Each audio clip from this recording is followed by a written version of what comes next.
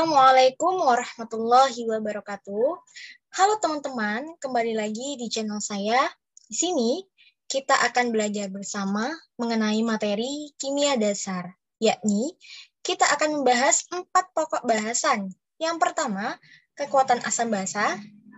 Yang kedua, kita akan bahas tentang buffer atau larutan penyangga. Yang ketiga, keseimbangan larutan. Dan yang keempat, keseimbangan senyawa kompleks. Oleh karena itu, kita langsung saja ke pembahasan yang pertama, yakni kekuatan asam basa. Pembahasan kita yang pertama yakni kekuatan asam dan juga pH garam terlarut. Jadi nanti saya akan menjelaskan kekuatan asam dan basa dan juga akan menjelaskan tentang pH pada garam terlarut.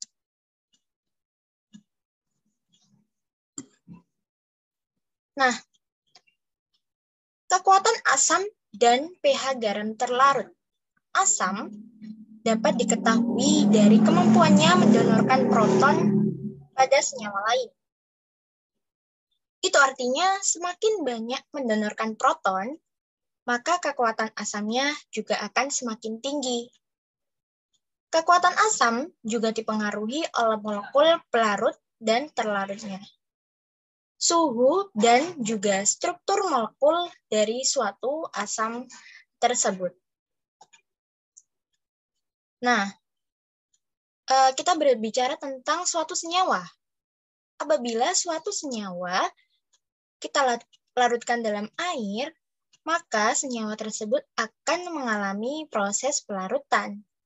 Dan senyawa tersebut bisa memiliki sifat asam, sifat basa, dan juga bisa memiliki sifat netral. Nah, pada bahasan kali ini, kita akan memfokuskan pada kekuatan asam maupun basa berdasarkan dari struktur molekulernya. Nah, oleh karena itu senyawaan yang akan kita ukur kekuatan keasamannya ada 3. Yang pertama, yakni struktur molekul dari hibrida non-logam. Yang kedua, dari senyawa oksoasid atau asam okso. Dan yang ketiga adalah dari ion logam terhidrasi. Hibrida non-logam merupakan senyawa biner yang tersusun atas atom hidrogen dengan unsur non-logam lainnya. Nah, adapun faktor-faktor yang dapat menentukan kuat tidaknya suatu atom dilihat dari kemampuannya untuk melepas proton. Faktor-faktor yang dapat menyebabkan proton itu untuk mudah lepas, yakni ada 2. Yang pertama, dari faktor elektronegativitas non-logam pusat. Biasanya, kita bisa menemuinya dari golongan 6A atau golongan 7A.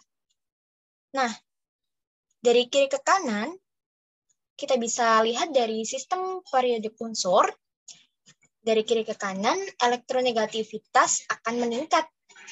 Dan hal tersebut dapat menyebabkan keasaman pun juga meningkat.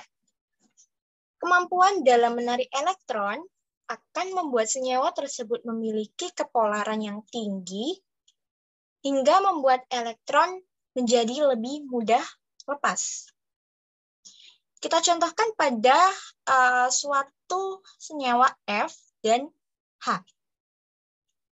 Nah, dikarenakan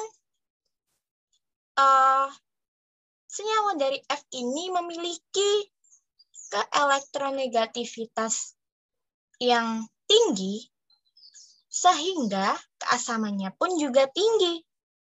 Hal itu membuat senyawa F memiliki kepolaran yang juga tinggi pula, yang menyebabkan HF ini dari atom H itu tertarik ke dalam si senyawa F. Jadi, keelektronegativitas ini juga memengaruhi dalam kemampuan suatu unsur untuk menarik elektron. Contohnya yakni F yang dapat menarik elektron dari unsur H. Begitu. Sehingga dari HF ini senyawanya akan lebih gampang terlepas. Dikarenakan salah satu unsurnya memiliki kepolaran yang sangat tinggi. Yang kedua, yakni faktor kekuatan ikatan antar atom. Kekuatan ikatan dari atas ke bawah akan semakin berkurang. Hal tersebut menunjukkan bila semakin panjang ikatan atom, maka ikatannya semakin lemah sehingga menyebabkan elektron mudah lepas. Seperti yang saya gambarkan tadi, yakni ikatan dari H dan juga F. Lalu kita lanjut ke senyawa yang kedua, yakni senyawa oksoasid atau asam okso. Nah, senyawa yang memiliki atom hidrogen, maksud saya senyawa oksoasid merupakan senyawa yang memiliki atom hidrogen, oksigen, dan unsur lain sebagai atom pusat. Sifat dari senyawa ini adalah asamnya mengandung ikatan OH. Nah, semua oksoasid atom hanya berikatan dengan atom O. Untuk senyawa oksoasid panjang ikatan tidak termasuk dalam penentuan ikatan keasaman. Nah, adapun dua faktor yang menentukan kekuatan asam dari oksoasid adalah yang pertama, sama saja seperti yang sebelumnya, yakni elektronegativitas dari non-logam pusat. Semakin meningkatnya elektronegativitas, maka polaritas OH-nya akan menjadi semakin meningkat pula. Hal ini menyebabkan lebih mudahnya ion H+ terlepas. Nah, kekuatan keasaman bila dilihat dari nilai Ka, semakin besar nilai Ka-nya, maka semakin besar pula kekuatan keasamannya. Lalu faktor yang kedua, yakni banyaknya atom O yang mengelilingi atom lain. Kekuatan asam meningkat karena adanya atom O. Semakin banyak atom O, maka semakin besar pula pergeseran elektron dan semakin mudah melepas ion H+-nya. Selanjutnya, kita akan bicara tentang ion logam yang terhidrasi. Ion logam yang terhidrasi ini adalah beberapa ion logam yang dapat bersifat asam karena kemampuan hidrasi ion logam mentransfer ion H+ di air. Karena adanya muatan ion logam tinggi akan mampu menarik awan elektron dari ikatan OH-nya. Contoh yang dapat kita lihat yakni pada logam nitrat MnO3n dilarutkan di dalam air. Maka persamaan reaksinya yakni MnO3n direaksikan dengan XH2O, yakni yang liquid menghasilkan produk MH2OX dengan NNO3. Nah, kita bisa melihat bahwa MH2OX ini berperan sebagai asam Bronsted-Lowry.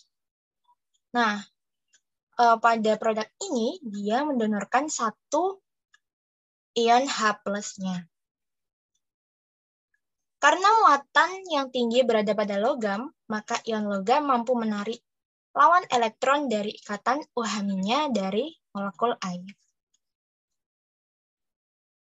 Oke, selanjutnya kita akan bahas tentang oksida. Masih juga di dalam materi kekuatan asam basa.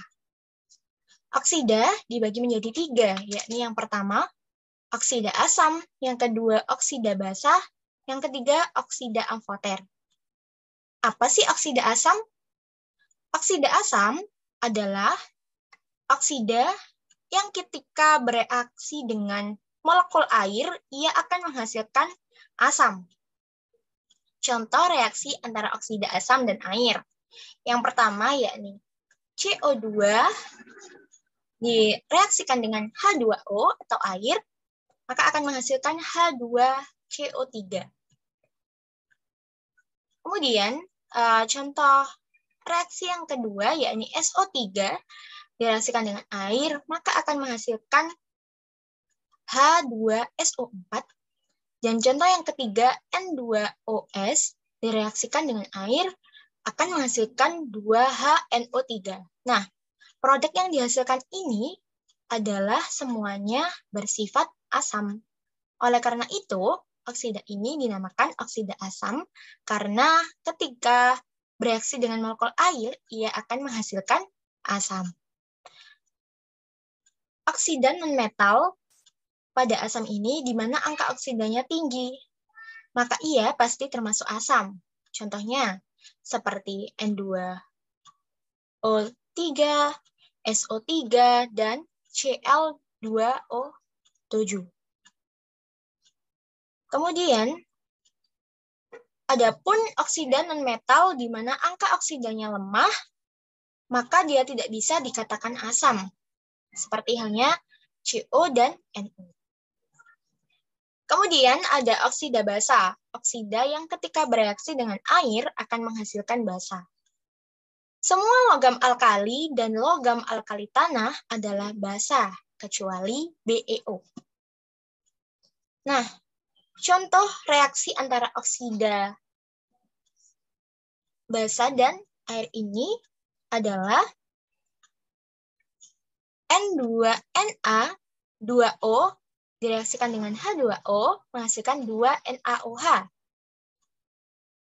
Kemudian yang kedua, BaO direaksikan dengan H2O menghasilkan BaOH2. Dan kita tahu bahwa produk ini adalah bersifat basa. Yang kemudian ada pun oksida amfoter. Oksida amfoter ini adalah oksida yang dapat bereaksi sebagai asam atau basa ketika direaksikan menghasilkan sebuah garam dan air. Kita dapat melihatnya pada persamaan reaksi Al2O3 dengan 6HCl menghasilkan produk 2AlCl3 dan juga 3H2O. Kita tahu bahwa produk yang dihasilkan dari reaksi ini adalah sebuah garam, ya, AlCl3 dan juga air H2O. Kemudian ada pun bahan-bahan larutan garam. Nah, macam-macam dari bahan-bahan larutan garam ini ada 5. Yang pertama ada garam netral. Garam netral terbentuk dari asam kuat dan basa kuat. Ion dari garam netral tidak bisa bereaksi dengan air. Contohnya yakni NaNO3 menjadi Na+ plus NO3-. Garam yang kedua yakni garam asam. Garam asam dihasilkan dari asam kuat dan basa lemah. Mengandung anion yang tidak reaktif dan kationnya dapat bereaksi dengan air. Contohnya yakni NH4Cl menghasilkan produk NH4+ plus Cl-. Garam yang ketiga yakni garam basa. Garam basa dihasilkan dari asam lemah dan basa kuat. Mengandung kation non-reaktif dan anion yang dapat menerima proton dari air. Apa sih persamaan reaksinya? Yakni NaCN menjadi Na+ plus Cn-. Kemudian, garam yang selanjutnya adalah garam dari asam lemah dan basa lemah. Reaksi antara asam lemah dan basa lemah, yakni nilai Ka dan Kb-nya dapat menentukan keasaman atau kebasaan suatu garam. Yakni NH4Cn menghasilkan NH4+ plus Cn-.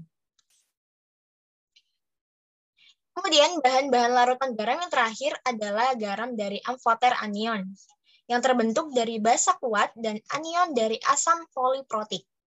Dapat ditentukan lebih ke arah asam atau basa jika kita lihat dari nilai Ka atau Kb-nya, yakni Na2HPO4 yang terbentuk dari 2Na+ plus HPO4 2-. Oke, itulah tadi pembahasan yang pertama kita tentang kekuatan asam basa. Yang kedua, kita akan membahas tentang buffer atau larutan penyangga. Buffer atau larutan penyangga adalah larutan yang dapat mempertahankan pH-nya ketika ditambahkan sejumlah asam atau sejumlah basa. Buffer dapat mempertahankan perubahan pH terhadap adanya penambahan sejumlah asam maupun sejumlah basa. Nah, kita bisa membuat suatu buffer asam itu dari asam lemah akan berpasangan dengan basa konjugasinya. Demikian pula kita bisa membuat larutan penyangga basa dengan mereaksikan basa lemah dengan asam konjugasinya. Pada buffer ini tersusun atas asam dan basa di dalam komponennya. Maka asam dan basa yang ada pada buffer ini akan bereaksi dengan sejumlah asam atau basa yang ditambahkan. Asam akan bereaksi dengan OH-, sementara basa akan bereaksi dengan H+. Oke, jika kita ingin membuat larutan buffer asam, ini kita bisa membuatnya dari asam lemah dan juga basa konjugasinya. Contohnya, yakni CH3COOH direaksikan dengan air H2O menghasilkan produk H3O+ dengan CH3COO-. Kemudian adapun jika kita ingin membuat larutan penyangga basa, kita bisa membuatnya dari basa lemah dan asam konjugasinya. Seperti pada reaksi NH3 plus direaksikan dengan air, maka akan menghasilkan OH- dengan NH4+. Kemudian bagaimana sih sistem kerja larutan buffer ini pada asam? Saya akan menjelaskannya pada suatu persamaan reaksi, yakni CH3COOH akan direaksikan dengan air, yaitu H2O, dengan di sini menghasilkan produk H3O+, dan juga CH3COO-. Kita bisa melihat bahwa ada suatu perbedaan di sini, yakni pada anak panahnya. Nah, anak panah ini menunjukkan bahwa posisi kesetimbangan dari suatu reaksi ini cenderung ke arah yang panahnya lebih panjang, yakni seperti ini, itu cenderung ke arah kiri, yakni ke arah si reaktannya. Nah, oleh karena itu, untuk membuat suatu reaksi ini menjadi setimbang, seperti yang kita inginkan ya, larutan penyangganya bisa setimbang, kita akan menambahkan asam asetat dari luar, yaitu sodium asetat. Nah, perlu kita tahu bahwa di sini CH3COO- ini berasal dari garam CH3COONa. Nah, penambahan ion H+ akan berkombinasi dengan ion asetat untuk menjadi asam asetat. Hasil dari reaksi tersebut menyebabkan ion asam asetatnya akan menurun sehingga pH tidak berubah. Karena H+ yang masuk sudah berhasil dinetralisasi, maka pH tidak berubah terlalu jauh karena telah dinetralkan oleh buffer. Sedangkan penambahan OH- akan bereaksi dengan H+ asam asetat maksud saya. Alhasil dari reaksi tersebut adalah konsentrasi ion asetat akan meningkat sementara ion asetatnya akan menurun. Gitu. Kemudian buffer bekerja pada basa sama seperti buffer bekerja pada asam. Namun di sini reaksi yang kita gunakan adalah NH3 direaksikan dengan air, maka akan menghasilkan OH- dengan NH4+. Nah, di sini sama saja yang membedakan yakni arah dari anak panah dan juga panjangnya. Ini menunjukkan kecenderungan kemana produk atau reaktan akan menjadi lebih banyak gitu ya. Proses kesetimbangannya akan lebih cenderung ke arah mana ditunjukkan oleh anak panah ini. Nah, karena ini lebih cenderung ke arah kiri, maka kita tambahkan suatu senyawa agar bisa mencapai kesetimbangannya. Nah, NH4+ ini berasal dari NH4Cl. Ketika basa ditambahkan asam, maka ion H+-nya akan dihilangkan melalui reaksi dengan basa. Hasilnya, konsentrasi basa akan menurun dan konsentrasi asam konjugasinya akan naik. Dengan ditambahkannya basa kuat, ion OH- akan dihilangkan dengan reaksi H+ dari NH4+. Kemudian ada batasan pH. Apa sih batasan pH itu? Batasan pH pada buffer atau pada larutan penyangga adalah batasan pH di mana pH ini bekerja secara efektif. Batasan ini berkolerasi dengan konsentrasi dari penyusun basa. Apabila hasil dari asam dan basa penyusun buffer jauh dari 1, maka buffer itu akan menjadi kurang efektif sehingga kapasitas buffernya menjadi rendah. Kemampuan efektif dari suatu larutan buffer akan memiliki pH +-1. Adapun preparasi buffer, yakni jika kita ingin membuat larutan buffer, yang pertama hal yang kita lakukan adalah menentukan pasangan asam basa konjugasinya terlebih dahulu dengan cara menentukan pH yang kita inginkan dan memilih pKa yang terdekat dengan pH yang diinginkan. Kemudian yang kedua, yakni menemukan rasio konsentrasi A per konsentrasi Ha yang memberikan pH yang diinginkan. Rasio ditentukan dengan persamaan Henderson-Hasselbalch. Kemudian yang ketiga, memilih konsentrasi buffer dan menghitung jumlah yang akan dicampur. Kemudian proses yang terakhir yakni mencampurkan jumlahnya dan menyesuaikan pH buffer ke nilai yang diinginkan. Selanjutnya, kita masuk pada pembahasan yang ketiga, yakni kesetimbangan larutan. Pasti kesetimbangan larutan itu, banyak dari zat larut memiliki batasan untuk larut pada perlarut tertentu. Misalnya, yaitu pada senyawa ion.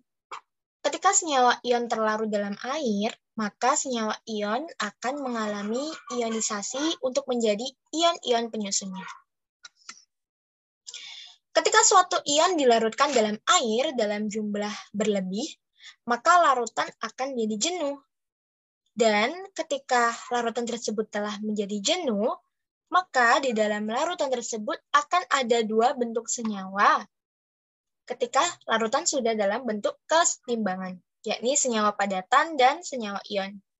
Beberapa senyawa ion sifatnya sedikit larut dalam air ketika senyawa tersebut mencapai kesetimbangan. Hanya ada senyawa ion yang terlarut dalam jumlah sedikit. Kemudian ini produk ion expression atau ekspresi produk pada ion. Di dalam air, senyawa ion membentuk ion sebagai produk. Produk ion mewakili produk dari konsentrasi molar ion yang dipangkatkan dengan koefisien stoikiometrinya. Sebagai contoh, untuk larutan jenuh timbal 2 fluorida, kita memiliki PbF2, yakni dari Pb2 plus 2F, maksud saya. Untuk setiap sistem kesetimbangan, kita dapat menulis hasil bagi reaksinya, yakni Qc sama dengan konsentrasi Pb2 plus dikali dengan konsentrasi F min dipangkatkan 2.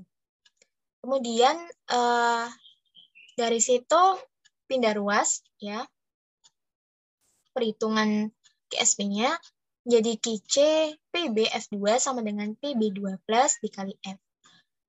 Didapatkan QSP-nya sama dengan Pb2 plus dikali dengan konsentrasi F pangkat min 12. Jika larutan jenuh, nilai OSP-nya akan sama dengan nilai konstanta larutan produknya atau KSP. Secara umum, konstanta hasil kari kelarutan adalah konstanta kesetimbangan untuk kesetimbangan kelarutan senyawa ionik yang sedang larut atau hampir tidak larut. Hanya bergantung pada suhu, bukan pada ion individu konsentrasi. Oke, saya lanjutkan di sini, yakni perhitungan yang melibatkan KSP. Salah satu cara untuk menentukan nilai K dari suatu garam adalah dengan mengukur kelarutannya. Hal ini berguna untuk menyatakan ini sebagai larutan molar yang sama dengan jumlah mol garam yang terlarut dalam 1 liter larutan jenuh. Kelarutan molar dapat digunakan untuk menghitung KSP. Contohnya yakni saya mempunyai sebuah soal. Melalui percobaan ditemukan bahwa 1,2 dikali dengan 10 pangkat min 3 mol timbal iodida PbL2 dilarutkan dalam 1 liter larutan air pada 25 derajat Celcius. Lalu berapakah konstanta hasil kali kelarutan pada suhu tersebut? Nah, kita bisa menjawabnya dengan menuliskan apa yang sudah diketahui terlebih dahulu, yakni mol PbL2. Sama dengan 1,2 dikali dengan 10 pangkat min 3 mol. Lalu kita cari kelarutan molarnya, yakni dengan membaginya dengan volume dari PbL2.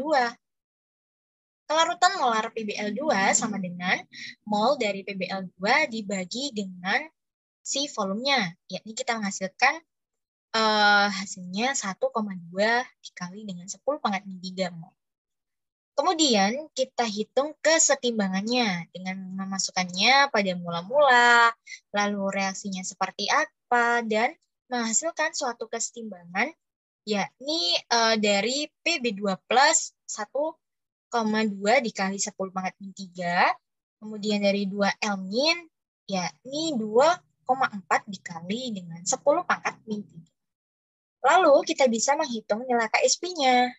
KSP yakni konsentrasi dari si Pb2 plus dikali dengan konsentrasi L minus pangkat 2. Dengan kemudian kita hitung dan mendapatkan hasilnya yakni 6,9 dikali 10 pangkat min 9. Lalu selanjutnya ada pengaruh ion senama, yaitu kelarutan CaC2O4 dalam pelarut CaCl2. Pengaruhnya, kalsium oksalat akan berkurang kelarutannya. Berdasarkan hukum Lee-Kettler's, adanya ion senyawa yang dapat menurunkan tingkat kelarutannya. Yakni, contohnya ada CaC2O4, yakni tersusun dari Ca2 plus C2O4 2 minus, yang kedua ada CaCl2 menjadi atau tersusun dari Ca2 plus dan juga C2O4 2 minus, dan yang terakhir yakni C2O4 yang berubah menjadi atau tersusun dari Ca2 plus C2O4 2 minus. Kemudian, penurunan kelarutan asam oksalat dalam kelarutan CaCl2 itu contohnya contoh pengaruh senama. Apa aja sih? Contohnya yakni pada PbCrO4 menjadi Pb2 plus CrO4 2 minus. Lalu kemudian ditambahkan Na2CrO4 menjadi NaCrO4, produknya yakni 2Na plus CrO4 2 minus. Nah, perlu kalian tahu bahwa untuk yang reaksi pertama tadi merupakan reaksi kesetimbangan. Oleh karena itu, kita bisa melihat di sini ada panah bolak-balik ya. Ini panah bolak-balik yang menunjukkan bahwa larutan tersebut setimbang. Oke, kita lanjut. Kemudian, setelah itu pada reaksi yang kedua ini CrO4 2- meningkat. Nah, ion berlebih dari CrO4 2- akan bereaksi dengan ion Pb2+ dan menjadi bentuk padatan dari PbCrO4. Nah, bagaimana sih cara kita untuk memprediksi suatu padatan? Yang pertama, untuk melarutkan padatan ionik dalam larutan berair, salah satu dari larutan yang dihasilkan yakni larutan jenuh, larutan tidak jenuh, dan larutan yang super jenuh. Kita bisa membandingkan nilai QSP dengan KSP untuk garam dapat memprediksi apakah terbentuk endapan atau justru tidak terbentuk endapan. Nah, endapan akan terbentuk apabila nilai Q lebih besar daripada KSP. Itu menunjukkan bahwa larutan tersebut merupakan larutan super jenuh atau larutan tersebut sangat jenuh. Sedangkan endapan tidak akan terbentuk apabila Q sama dengan KSP. Itu menunjukkan bahwa larutan tersebut jenuh dan juga Q kurang dari KSP yang menunjukkan bahwa larutan tersebut tidak jenuh. Maka apabila larutan tersebut jenuh maupun tidak jenuh, itu tidak akan terbentuk sebuah endapan. Kita masuk ke pembahasan terakhir yakni kesetimbangan senyawa kompleks. Apa sih ion kompleks itu? Ion kompleks merupakan ion sederhana yang terdiri dari satu atau beberapa atom yang terikat, seperti Na+ atau CH3CuO-. Kemudian, ion kompleks terdiri dari ion logam pusat yang terikat secara kovalen dengan dua atau lebih anion, atau molekul yang disebut dengan ligan. Contoh ligan ionik adalah hidroksida, klorida, maupun sianida. Nah, beberapa ligan molekuler adalah air, karbon monoksida, dan juga amonia. Misal, ada ion kompleks dari CrNH3 6 3+, pusat Cr3+ ini dikelilingi oleh 6 NH, seperti pada gambar di sini ya. Ada atom atau unsur NH3 dan yang berada di pusat, yakni Cr3+, dikelilingi oleh 6 NH. Kemudian lanjut untuk pembentukan ion kompleks. Jika garam NO3 dilarutkan dalam air, maka akan membentuk sebuah ion kompleks dengan air sebagai ligan di sekitar ion logam. Reaksinya adalah MnO3 menjadi M2+ plus 2NO3-.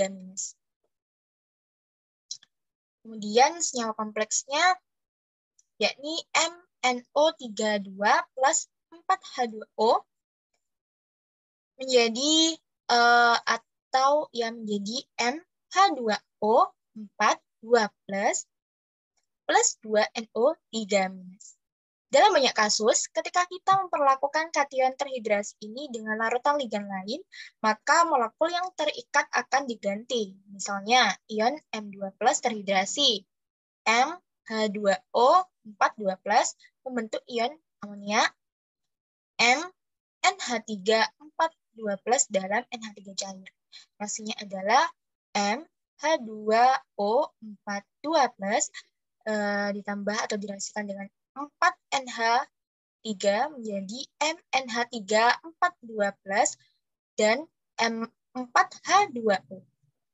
Keseimbangannya yakni Kc sama dengan M atau konsentrasi M NH3 4 dikalikan dengan konsentrasi dari air atau H2O pangkat 4 dibagi dengan konsentrasi MH2O 4 dikali dengan konsentrasi NH3 pangkat 4. Selanjutnya di sini ada ion kompleks dan larutan endapan. ligan akan meningkatkan larutan suatu senyawa ionik yang awalnya sedikit larut jika suatu senyawa tersebut membentuk kation dari senyawa ionik.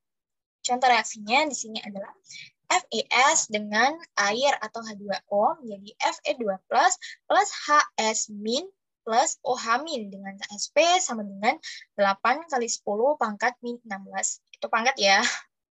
Kemudian ketika ditambahkan konsentrasi 1,0 m NaCN dan Cn sebagai ligan dengan reaksinya yakni Fe2+ plus 6 Cn- menjadi FeCN 6 pangkat 4 dengan Kf 3 kali 10 pangkat 35. Nah, untuk mengetahui efek dari pembentukan ion kompleks pada kelarutan FeS, kita dapat menggabungkan dua persamaan tersebut, yakni FeS tambahkan dengan 6 Cn- dan juga air, maka akan menghasilkan FeCN 6 pangkat 4 dan HS- serta OH- dengan nilai Ksp dikalikan dengan Kf dan menghasilkan nilai yakni 2 kali 10 pangkat 20. Dari contoh di atas, bisa kita simpulkan bahwa FeS lebih mudah diasosiasikan dengan penambahan ligan. Oke, terima kasih. Itulah tadi pembahasan kita tentang pokok bahasan dari kimia dasar tentang suatu keasaman, asam basa, dan garam pH larutan, kemudian ada keseimbangan larutan, larutan buffer atau larutan penyangga, dan juga yang terakhir adalah keseimbangan ion kompleks. Ya. Oke, saya kira itu. Semoga apa yang saya sampaikan bisa bermanfaat dan mohon maaf jika dalam penyampaian atau dalam tulisan slide itu ada kesalahan. Saya mohon maaf yang sebesar-besarnya. Dan terima kasih. Wassalamualaikum warahmatullahi wabarakatuh.